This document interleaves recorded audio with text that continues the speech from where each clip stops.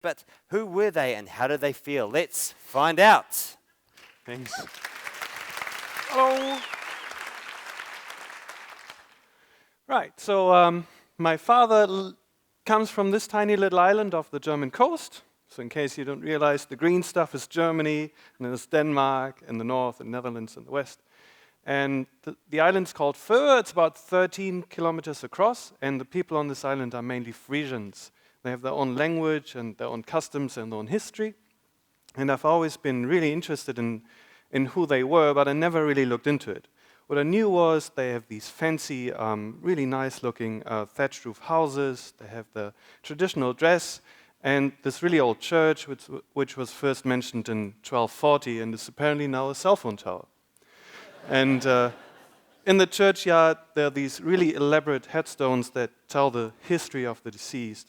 And I also knew that the island got rich through whaling and sailing for hundreds of years.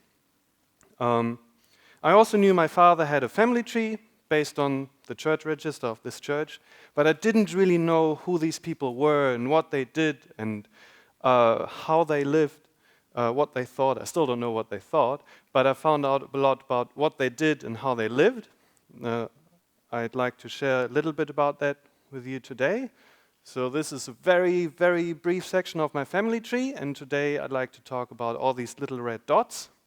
So it's gonna be fast. So I can trace my family back 14 generations at the moment. Floor Peterson is the oldest. He must have been born before 1540. Don't know much about him, apart from the fact that his house burned down.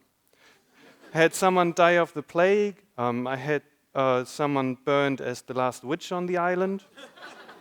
I had a rich ancestor donate this beautiful chandelier to the local church, where it still hangs. People got lost to privateers. That was the golden age of whaling. Privateers were a big problem back then. This ancestor here at the top, Früd Faltings, he's a prime example of someone going from rags to riches. He was one of the poorest boys in the village and died one of the richest captains in the area. This is possibly the earliest picture I have of one of my relatives, Krassen, as a bride for her 1808 wedding with her little husband up there. It could also be that this is the earliest picture, which may be of their wedding. They had to get married at home because pregnant ladies can't get married at church. There were quite a few more scandals, but I don't have enough time for them, sorry. One of my great-grandfathers was an American soldier in the Philippines and the Wild West, and then eventually died a German soldier in World War I. And just looking at his hairstyle really explains a lot about my hair. Man. Another great-grandfather had a submarine sunk in World War I and then delivered milk in Manhattan in the 20s with a horse-drawn carriage. Made enough money from that to come back and buy a farm. And that's really one of the common traits of all my ancestors. They always came back to the island and had families there. And that's pretty much the only thing that I found had an impact on me of all these generations. But what I also found was just by looking at this history, I felt connected not only to these people, but also to history. So, for example, I finally know how I'm connected to World War I with my two great-grandfathers. I also know how I'm connected to the German-Danish War of 1864 that I never worried about before. But now I know. Everybody in this tree above this line is Danish. Everybody below is German. I'm also finally connected, who knew, to the 30 Years' War.